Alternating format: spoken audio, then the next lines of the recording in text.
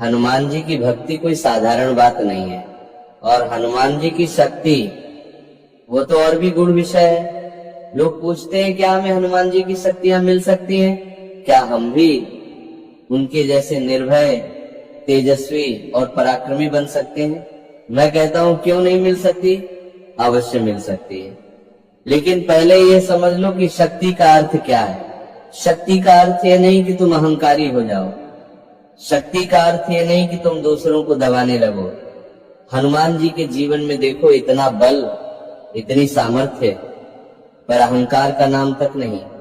जब लंका जलाई, पर्वत उठाया, समुद्र लांघा, तब भी कहते रहे सब प्रभु श्री राम की कृपा है।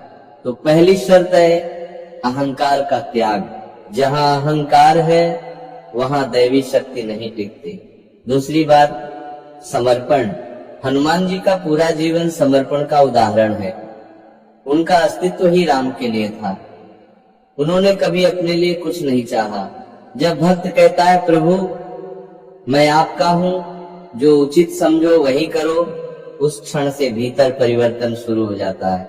समर्पण का अर्थ है सुख मिले तो भी प्रभु की कृपा, दुख मिले तो भी प्रभु की कृपा, लाभ हो तो भी राम, हानि हो तो भी राम। यही भाव हृदय में स्थिर हो जाए तो समझो हनुमान जी प्रसन्न हो रहे। तीसरी बात, त्याग। भक्ति बिना त्याग के स्थिर नहीं होती। त्याग का अर्थ केवल भोजन का त्याग नहीं, बल्कि बुरे विचारों का त्याग, क्रोध का त्याग, ईर्ष्या का त्याग। हाँ, भोजन भी मन पर प्रभाव डालता है। जैसा अन्न वैसा मन। यदि मन भारी, तामसिक और अशांत रहेगा तो ध्यान कैसे लगेगा? इसलिए सात्विक आहार, संयमित जीवन, ये सब भक्ति को स्थिर करते हैं। अब एक बात और लोग पूछते हैं, क्या हनुमान जी की भक्ति करने के लिए ब्रह्मचर्य अनिवार्य है? देखो, ब्रह्मचर्य का वास्तविक अर्थ है इंद्रियों पर संयम। विवाहित हो, गृहस्थ हो, कोई बाधा नहीं। यदि संकल्प लेकर साधना कर रहे हो तो कुछ समय का संयम साधना को गहरा कर देता है।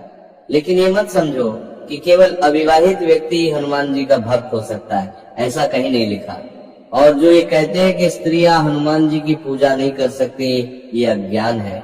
हनुमान जी तो माता जानकी के चरणों में दास भाव से खड़े रहे। जो भी उन्हें सच्चे मन से पुकारे वे उसके हैं। भक्ति का सार क्या है? निस्वार्थ भाव। हनुमान जी ने कभी अपने बल का प्रदर्शन नहीं किया। उन्होंने अपने आप को रामदूत कहलाना अधिक प्रिय समझा, वीर कहलाना नहीं। यदि साधना से तुम्हारे भीतर थोड़ी भी शक्ति जागृत होती है, उसे अपने स्वार्थ के लिए मत उपयोग करना। दैवी शक्ति जन कल्याण के लिए होती है। स्वार्थ में लगाओगे तो वही शक्ति अशांति बन जाएगी। धीरे धीरे साधना करो। एक एक माला श्रद्धा से राम नाम का जप करो, सुंदरकांड का पाठ करो, मंगलवार को श्रद्धा से दीपक जलाओ। सबसे बड़ी बात निरंतरता। एक दिन उत्साह, 10 दिन विराम, इससे कुछ नहीं होगा। थोड़ा करो पर रोज करो। जब भीतर विनम्रता, समर्पण और सेवा का भाव जागेगा तब समझ लेना कि हनुमान जी की कृपा का स्पर्श हो रहा है। शरीर में हल्कापन, मन में स्थिरता, संकट में निर्भयता, यही हनुमान जी की शक्ति के लक्षण है। हनुमान जी की भक्ति का फल चमत्कार नहीं, चरित्र है। बल नहीं, विनम्रता है। प्रसिद्धि नहीं, प्रभु के चरणों में शांति है। राम नाम को पकड़ लो, बाकी सब अपने आप आता जाएगा। और एक बात और ध्यान से सुनो भैया, लोग अक्सर भक्ति को भी सौदे की तरह करने लगते हैं। प्रभु ये काम बना दो तो मैं 11 मंगलवार व्रत रखूंगा, ये समस्या हल कर दो तो मैं प्रसाद चढ़ाऊंगा। ये भक्ति नहीं है, ये लेन देन है। हनुमान जी की भक्ति में सौदा नहीं चलता, वहां केवल प्रेम चलता है। जब तुम बिना शर्त उनके चरणों में बैठते हो, जब तुम कहते हो प्रभु मुझे कुछ नहीं चाहिए, बस आपका स्मरण बना रहे, तब भीतर जो परिवर्तन होता है वही असली शक्ति। हनुमान जी की सबसे बड़ी शक्ति क्या थी? अचल विश्वास। समुद्र सामने था पर संदेह नहीं था। लंका में राक्षस थे पर भय नहीं था। क्यों? क्योंकि भीतर राम थे। जिसके भीतर राम का नाम स्थिर हो गया, उसके जीवन से भय अपने आप चला जाता है। तुम भी अपने जीवन में देखो, डर किस बात का है? असफलता का, बीमारी का, अपमान का, भविष्य का। पर यदि हर परिस्थिति में यह भाव बैठ जाए कि जो होगा प्रभु की इच्छा से होगा और वही मेरे लिए श्रेष्ठ होगा। तो डर किस बात का? हनुमान जी की कृपा का पहला चिन्ह है मन से भय का काम होना। दूसरा चिन्ह क्रोध का धीरे धीरे शांत होना। तीसरा चिन्ह सेवा का भाव बढ़ना। यदि साधना करने के बाद भी क्रोध बढ़ रहा है, अहंकार बढ़ रहा है, दूसरों को छोटा समझने लगे तो समझो दिशा गलत है। भक्ति तुम्हें कोमल बनाती है, कठोर नहीं। विनम्र बनाती है, घमंडी नहीं। स्थिर बनाती है, अस्थिर नहीं। और याद रखो, हनुमान जी को प्रसन्न करने का सबसे सरल उपाय है राम नाम। श्री राम जय राम। ये मंत्र साधारण नहीं है। हनुमान जी का प्राण इसी में बसता है। दिन में चलते फिरते काम करते मन ही मन राम नाम जपते रहो। धीरे धीरे ये नाम श्वास में बस जाएगा। फिर तुम्हें जप करने का प्रयास नहीं करना पड़ेगा, जप अपने आप होगा। जब श्वास में राम, हृदय में दास भाव और जीवन में सेवा, तब समझो हनुमान जी की भक्ति का द्वार खुल गया। और अंत में एक बात, शक्ति पाने के पीछे मत भागो, भक्ति करो, शक्ति अपने आप पीछे आएगी। हनुमान जी को पाने की इच्छा रखो, हनुमान जी की शक्ति को पाने की नहीं। जब भक्त सच्चा हो जाता है तो भगवान स्वयं उसकी रक्षा करते हैं, उसे संभालते हैं और समय आने पर वही शक्ति देते हैं जो उसके लिए उचित है। इसीलिए साधना सरल रखो, मन निर्मल रखो, नाम निरंतर रखो, राम का दास बन जाओ। दुनिया की कोई ताकत तुम्हें डिगा नहीं पाएगी। देखिए, हनुमान चालीसा कोई साधारण पाठ नहीं है। ये केवल शब्दों का उच्चारण नहीं बल्कि हनुमान जी का आवाहन है। जब कोई साधक हनुमान चालीसा का नियमित पाठ करता है तो वह केवल पढ़ नहीं रहा होता, वो अपने जीवन में शक्ति, संरक्षण और आश्रय को आमंत्रित कर रहा होता है। सबसे पहले ये समझ लीजिए कि हनुमान चालीसा का पाठ करने से क्या क्या फल प्राप्त होते हैं। जब कोई व्यक्ति निरंतर श्रद्धा से हनुमान चालीसा का पाठ करता है तो उसके घर में यदि किसी भी प्रकार की नकारात्मक शक्तियां हो, प्रेत बाधा हो, ऊपरी प्रभाव हो, भय हो, अशांति हो, तो वे धीरे धीरे प्रभावहीन होने लगती हैं। प्रभावहीन होने का अर्थ यह है कि जिन शक्तियों के बल पर वे व्यक्ति या घर पर असर डाल रही थी, वह शक्ति शनैः शनैः शून्य होने लगती है। और एक समय ऐसा आता है जब वे नकारात्मक शक्तियां पूर्ण रूप से शक्तिहीन हो जाती है और साधक का कुछ भी अहित नहीं कर पाते। ये हनुमान चालीसा का पहला बड़ा फल है। दूसरा फल ये है, जब जीवन में सभी रास्ते बंद दिखाई देने लगते हैं, जब मन निराश हो जाता है, जब काम धंधा रुक जाता है, घर में क्लेश बढ़ जाता है, बीमारियां पीछा नहीं छोड़ती और ऐसा लगता है कि अब कोई मार्ग शेष नहीं, उस समय हनुमान चालीसा जीवन में नई दिशा खोलती है। जहाँ बुद्धि काम नहीं करती वहाँ हनुमान जी कृपा करते हैं। हनुमान चालीसा पाठ मन में आशा का दीप जलाता है। न केवल साधक बल्कि उसके पितृ भी इस साधना से प्रसन्न होते हैं। यदि विधि के अनुसार पाठ किया जाए तो पितृदोष भी धीरे धीरे शांत होने लगता है और घर में सुख शांति का वास होता है। कई साधकों के जीवन में ऐसा देखा गया है कि जब वे नियमित हनुमान चालीसा का पाठ करने लगते हैं तो हनुमान जी स्वप्न में दर्शन देने लगते हैं। कभी सिंदूर लगी मूर्ति दिखाई देती है, कभी ऐसा लगता है जैसे चोला चढ़ाया जा रहा हो, कभी भंडारा कराते हुए स्वयं को देखते हैं। ये संकेत होते हैं कि साधना स्वीकार हो रही है। हनुमान चालीसा का एक और गुण फल ये है कि साधक का झुकाव धीरे धीरे अध्यात्म की ओर होने लगता है। हनुमान जी की कृपा और श्री राम की कृपा से जीवन में एक एक सीढ़ी बनती चली जाती है जो अंततः सही मार्ग तक पहुंचा देती है। अब प्रश्न आता है, हनुमान चालीसा का पाठ कैसे किया जाए? देखिए, कोई भी साधना यदि नियमों के बिना की जाए तो वो फलदायी नहीं होती। जब आप किसी देवता का पाठ करते हैं तो आप उसका आवाहन करते हैं, अर्थात उसे अपने जीवन और अपने घर में आमंत्रित करते हैं। हनुमान जी जहाँ विराजते हैं वहाँ तामसिकता नहीं रह सकती। इसीलिए पहला नियम है, जिस घर में हनुमान चालीसा का नियमित पाठ हो उस घर में तामसिक वस्तुओं का पूर्ण त्याग होना चाहिए। यदि तामसिक आचरण चलता रहा तो हनुमान जी वहाँ नहीं ठहरते। दूसरा नियम, मंगलवार और शनिवार को यथासंभव ब्रह्मचर्य का पालन करें।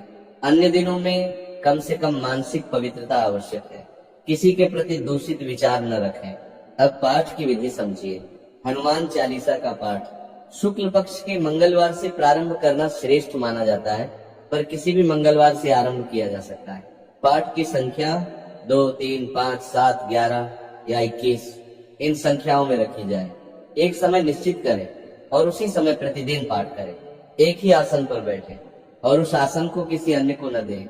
लाल कपड़े पर चौकी रखें, उस पर श्री राम दरबार या हनुमान जी की आशीर्वाद मुद्रा वाली तस्वीर स्थापित करें। उग्र रूप वाली तस्वीर न रखें। मंगलवार को हनुमान जी को सिंदूर और चमेली का तेल अर्पित किया जा सकता है। कलावा की माला बनाकर 11, 21 या 51 गांठ लगाई जा सकती है। मंगलवार को बूंदी या जो भी संभव हो प्रसाद रूप में अर्पित करें। दीपक देसी घी का हो, बाती कलावे की हो। गुगुल की धूप उत्तम मानी जाती है। यदि संध्या के समय सूर्यास्त के बाद पाठ किया जाए तो फल शीघ्र प्राप्त होता है। हनुमान चालीसा से पहले श्री राम नाम की एक माला करें या राम रामाय नमः का जाप करें। फिर हृदय से श्री राम से प्रार्थना करें कि जैसे तुलसीदास जी की भक्ति स्वीकार हुई वैसे ही मेरी भक्ति भी स्वीकार हो। इसके बाद 3, 5 या 7 बार हनुमान चालीसा का पाठ करें। अंत में जल से पूरे घर में छींटे लगाएं। ये साधना घर से नकारात्मकता को बाहर निकालती है और हनुमान जी को घर में विराजमान करती है। हनुमान जी सदैव अपने भक्तों की रक्षा करते हैं। उनकी कृपा से संकट दूर होते हैं, मन स्थिर होता है और जीवन में मंगल का वास होता है। अब अंतिम बात यह है कि हनुमान चालीसा का पाठ केवल शब्दों का उच्चारण नहीं है, ये आपके जीवन में हनुमान जी की ऊर्जा और राम की कृपा को आमंत्रित करने का माध्यम है। जब आप ये पाठ नियमित रूप से करते हैं तो आपका मन शांत होता है, जीवन में स्थिरता आती है और हर कठिन परिस्थिति में आपको साहस और शक्ति मिलती है। इसलिए अपने घर में हनुमान चालीसा का पाठ प्रारंभ करें, नियमित समय निर्धारित करें और पूर्ण श्रद्धा और भक्ति के साथ इसे करें। साथ ही ये ध्यान रखें, अपने आचरण को शुद्ध रखें, नकारात्मक विचारों और तामसिक चीजों से दूर रहें, श्रद्धा और भक्ति को अपने हृदय में स्थायी बनाएं। जब ये सभी बातें पूरी हों तो हनुमान जी की कृपा आपके ऊपर पूर्ण रूप से होगी। वे आपके घर की रक्षा करेंगे, आपके जीवन से भय और संकट को दूर करेंगे और आपके घर में सुख, समृद्धि और शांति का वास करेंगे। याद रखिए, भक्ति और विश्वास ही वह शक्ति है जो हनुमान जी को प्रसन्न करती है। जितनी निष्ठा और श्रद्धा से आप पाठ करेंगे उतनी ही अधिक कृपा और सुरक्षा आप पाएंगे। अंत में मैं यही कहूंगा, हनुमान चालीसा का पाठ अपने जीवन का अभिन्न अंग बनाइए। इसे नियम और विधि के साथ करें। आपके घर में, आपके जीवन में हनुमान जी की शक्ति और श्री राम की कृपा सदैव बनी रहे। हनुमान चालीसा का पाठ केवल अपने लिए नहीं बल्कि अपने परिवार, अपने पितृ और अपने आस पड़ोस के लिए भी लाभकारी है। यदि आप प्रतिदिन हनुमान चालीसा का पाठ करते हैं तो जो बात आज कही जा रही है वह न तो साधारण है और न ही डराने के लिए है।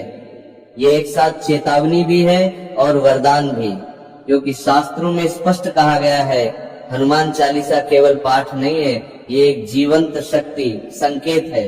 जो मनुष्य सच्चे भाव से बिना दिखावे के हनुमान चालीसा पढ़ता है उसके जीवन में 4 घटनाएं निश्चित रूप से घटित होती हैं। कुछ तुरंत दिखाई देती हैं, कुछ समय लेती हैं और एक ऐसी होती है जो पूरे जीवन की दिशा ही बदल देती है। और भक्तों, चौथी घटना हर कोई सहन नहीं कर पाता। हनुमान जी केवल एक देवता नहीं, वे कलयुग के जीवित रक्षक हैं। राम नाम से जिनकी श्वास चलती है और भक्त की पुकार से जिनके चरण स्वयं आगे बढ़ जाते हैं। तुलसीदास जी द्वारा रचित हनुमान चालीसा वह कवच है जो पाठ करने वाले के चारों ओर एक अदृश्य सुरक्षा वृत्त बना देता है। अब उन 4 घटनाओं को शांत चित्त से सुनिए। पहली घटना, भय का अंत। जब कोई व्यक्ति नियमित रूप से हनुमान चालीसा का पाठ करता है तो उसके जीवन से भय धीरे धीरे कमजोर होने लगता है। नजर, तंत्र, मंत्र, अनहोनी का डर, सबका प्रभाव घटने लगता है। क्यों? क्योंकि चालीसा की प्रत्येक चौपाई महावीर हनुमान की उपस्थिति को बुलाती है। भूत पिशाच निकट नहीं आवे, महावीर जब नाम सुनावे। अनेक लोग कहते हैं पता नहीं कैसे, पर जो डर वर्षों से मन में बैठा था वो बिना किसी कारण के समाप्त हो गया। ये पहली घटना है, भय का लोभ। दूसरी घटना, अटके हुए भाग्य का चल पड़ना। जिसका जीवन रुका हुआ हो, नौकरी न लग रही हो, धन अटका हो, परिश्रम के बाद भी फल न मिल रहा हो, यदि वो 40 दिन पूर्ण श्रद्धा से हनुमान चालीसा का पाठ करे तो जीवन में अचानक रास्ते खुलने लगते हैं। कभी कोई अप्रत्याशित संदेश आता है, कभी कोई पुराना संबंध जाग उठता है, कभी वो कार्य बन जाता है जिसकी आशा भी नहीं थी। ये संयोग नहीं है भक्तों, ये हनुमान जी की व्यवस्था है। तीसरी घटना, आंतरिक शक्ति का जागरण। बहुत से लोग बाहर से मुस्कुराते हैं पर भीतर से पूरी तरह